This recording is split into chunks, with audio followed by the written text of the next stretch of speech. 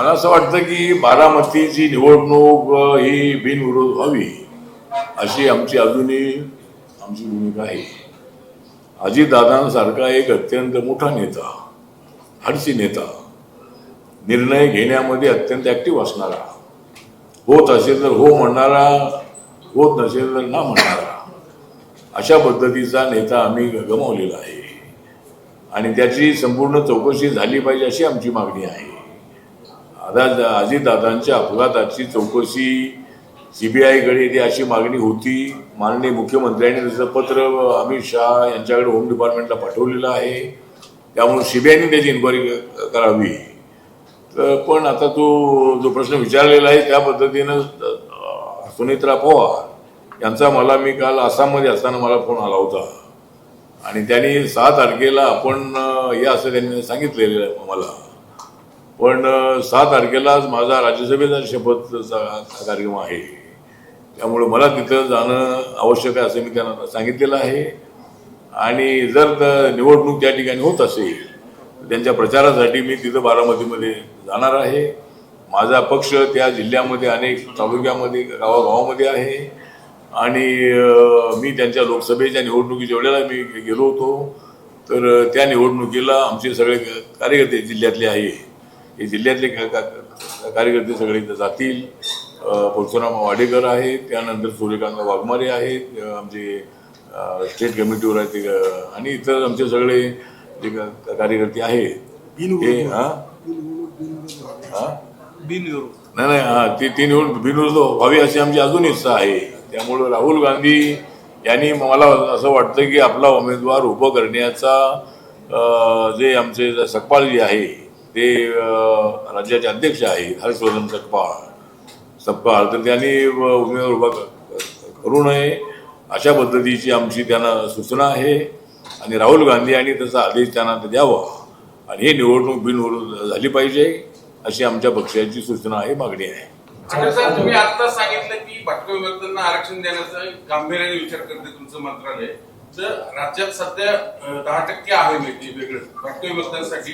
तर केंद्राचा फॉर्म्युला काय असणार आहे? भटक्या विमुक्तांना तुम्ही आरक्षण कसं देणार, कुठल्या कॅटेगरी? केंद्राचा फॉर्म्युला म्हणजे सध्या ओबीसीच्या यादीमध्ये जे भटके विमुक्त आहे, एसटी मध्ये आहेत, एसटी मध्ये आहेत, त्यांना आरक्षण मिळतेच ऑलरेडी. पण ज्या काही जाती ओबीसी मध्ये आता आहे, महाराष्ट्रामध्ये मी समाज कल्याण खात्याचा मंत्री असताना, शरद पवार साहेब मुख्यमंत्री असताना आम्ही विजे, एनटी, धनगर यांना वेगळं आरक्षण दिलेलं आहे. पण जर केंद्राचं आरक्षण जे आहे त्याच्यासाठी ओबीसी म्हणून सध्या त्यांना आरक्षण मिळतच आहे, पण त्याचा फायदा त्यांना ओबीसीच्या यादीमध्ये अजिबात होत नाही आहे. म्हणून वेगळं कॅटेगरायझेशन करा अशी मागणी विधाते कमिशननी आमच्याकडे केलेली आहे. त्यामुळे त्याचा अभ्यास सध्या सुरू आहे. त्यामुळं अद्याप निर्णय झालेला नाही आहे. लवकरच या संबंधाचा निर्णय होऊ शकेल आणि विजय ते आपल्या डीएनटी जे आहे, डी नोटिफाईड ज्या ट्राईब्स आहेत त्यांना नक्कीच वेगळं रिझर्वेशन मिळण्यासाठी नक्की माझा प्रयत्न सुरू आहे. रोहिणी आयोगाचं काय झालं? रोहिणी आयोगाची शिफारस स्वीकारल्यात ना तुम्ही? नाही, रोहिणी कमिशनचं जे आता ते रोहिणी कमिशनचा रिपोर्ट जो आहे ते त्याचा अभ्यास सुरू आहे. चला ठीक आहे, संपवा. सर्व पत्रकार बांधवांचा आभार. जेवण झालं.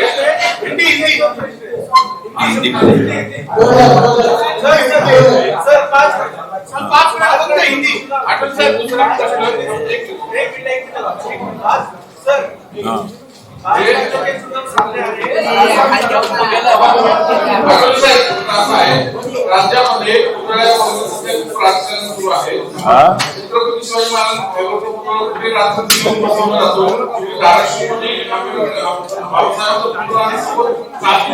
निर्माण केली जाते. काय झालं शिवाजी? नाही, अंजनगाव माड्यातला तुम्ही सांगता ना, बाबासाहेबांचा पुतळा, शिवाजी महाराजांचा पुतळा बसवला परवा अंजनगाव माड्यामध्ये. तिथं वाद चालू आहे. धनगर समाजाचं मंदिर आहे.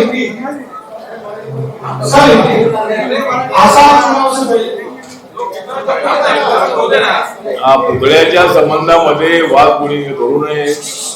शिवाजी महाराजांचा पुतळा असेल, बाबासाहेबांचा असेल, महात्मा फुलेंचा असेल, अण्णा भाऊंचा असेल, विरोबाचं किंवा छत्रपती संभाजी महाराजांचा असेल, विरोबा महाराजाचं किंवा पुण्यश्लोक अहिल्यादेवी होळकरांचा असेल, विरोबा महाराजाचं मंदिर, विरोबा महाराजाचं मंदिर, विरोबा विरोबा महाराज मंदिर, विरोबा महाराजांचं मंदिर असेल, म्हणजे असे वाद करू नयेत अशी आपल्या पक्षाची भूमिका आहे.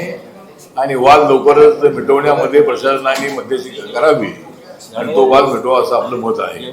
हिंदी मध्ये तो रिपब्लिकन पार्टी ऑफ इंडिया के राज्य कमेटी की मीटिंग आज हुई और महाराष्ट्र में देश भर में वो प्रोग्राम करने वाले हैं, लेकिन आज महाराष्ट्र के लिए हमने तय किया है. और एक बाबा साहब अम्बेडकर जी ने जिस तरह 99 साल पहले वहाँ महाड़ में 14 तालाब में सत्याग्रह किया था, उसको 100 साल पूरे अभी 1 साल के बाद हो गए, लेकिन शताब्दी की शुरुआत हुई है. इसीलिए पूरे महाराष्ट्र में हमने तय किया है कि भाई 14 अक्टूबर से लेकर 10 नवंबर तक पूरे महाराष्ट्र के हर जिले में एक समता परिवर्तन यात्रा जाएगी और वहाँ जन जागृति करने का प्रयत्न होगा. इस शताब्दी में अनेक प्रोग्राम करने का भी हमने तय किया है. हर डिवीजन प्लेस पर एक सामाजिक समता परिषद ये आयोजित करने का निर्णय भी हमने लिया है और अनेक विचारवंतों को बुलाकर 100 सालों में कितना परिवर्तन हुआ है इस पर भी चर्चा होने वाली है. बहुत सारे अनटचेबिलिटी शहरों में कम हो चुकी है, लेकिन आज भी गांवों में दलितों पर अत्याचार होते हैं. इसीलिए समाज को और भी जोड़ने की आवश्यकता है. इसीलिए उसके लिए भी हमारा प्रयत्न रहेगा. और हम जो क्रीड़ा स्पर्धा है और बाकी के जो कलाकारों की स्पर्धा है, शायरों की स्पर्धा है, ऐसे कम से कम 100 लोगों को हम अवार्ड बाबा साहब के नाम पर अवार्ड देने वाले हैं.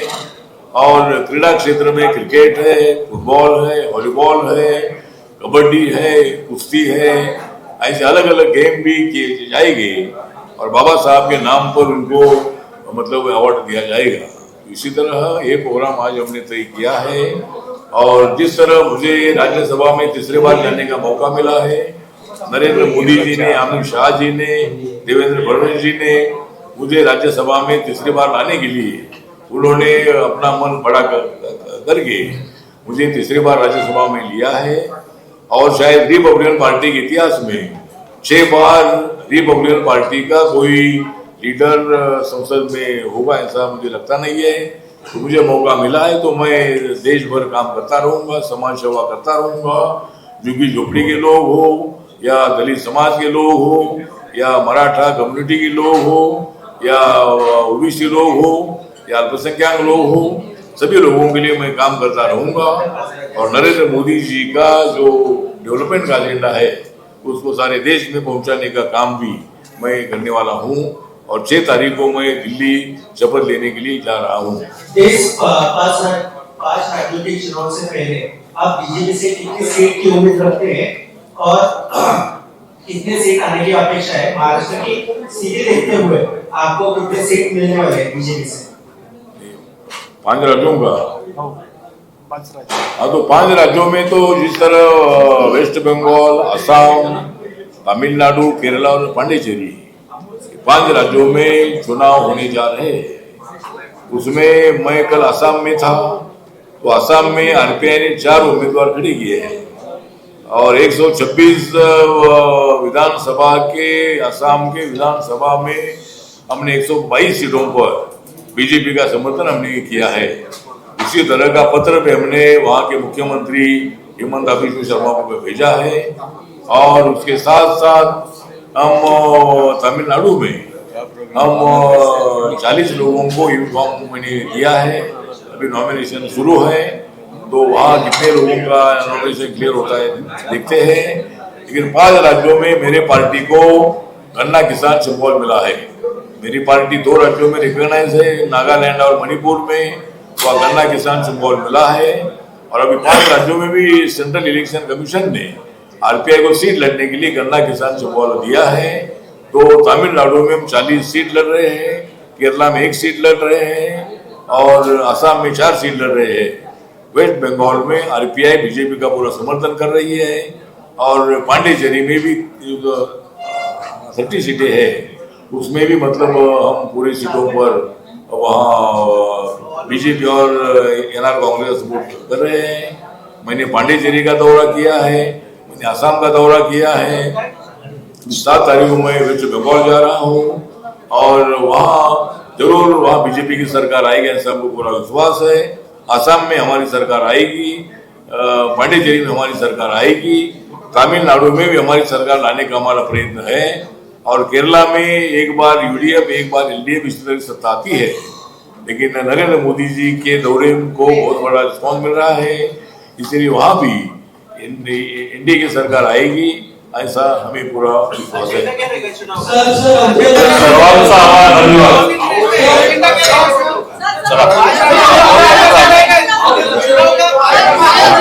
बस चुनाव का एजेंडा, चुनाव का एजेंडा बोलतो आपले, चुनाव का एजेंडा बोलतो. युद्ध भी चल रहा है, युद्ध चल रहा है।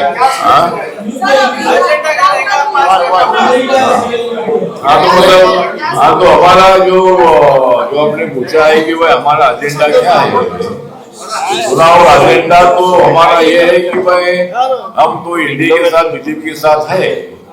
कुछ सीटों पर हमको चुनाव लड़ना जरूरी था, इसीलिए कुछ सीटों पर हम चुनाव लड़ रहे हैं, बाकी जगह पर हम बीजेपी का समर्थन कर रहे हैं। तो वो हमारा गरीब लोगों को न्याय मिलना चाहिए, झुग्गी झोपड़ी पक्का मकान मिलना चाहिए, बेरोजगार को रोजगार मिलना चाहिए, ये हमारा एजेंडा ही है। उसके साथ साथ जिस तरह अमेरिका, इस्राइल और ईरान का युद्ध चल रहा है, इस युद्ध से गैस को यहाँ लाने में दिक्कत हो रही है, लेकिन उसके बावजूद भी अभी अपने इंडिया के लिए, भारत के लिए ईरान ने पूरा फ्री दे दिया है। तो इसीलिए मुझे लगता है कि अभी ज्यादा कोई ऑयल की और गैस की कमी नहीं आएगी और बहुत ही जल्द सब वो कारोबार ठीक ठाक होगा, ऐसा हमको पूरा विश्वास है। लेकिन युद्ध कब बंद होगा ये मालूम नहीं है।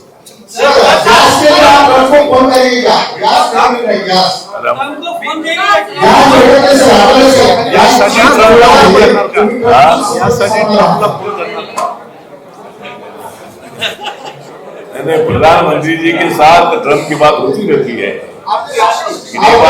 लेकिन ये बात सही है कि मेरी पार्टी और उनकी पार्टी एक है, मतलब रिपब्लिकन पार्टी है, लेकिन मैं वैसा फोन नहीं कर सकता हूँ। लेकिन मोदी साहब को वो फोन करते हैं, उनके साथ उनकी बात होती है और भारत का संबंध इस्राइल के साथ भी अच्छा है, ईरान के साथ भी अच्छा है और शांति चाहिए, इसी तरह की भूमिका नरेंद्र मोदी साहब ने ली है। युद्ध जल्द बंद होगा, ऐसा हमें पूरा विश्वास है।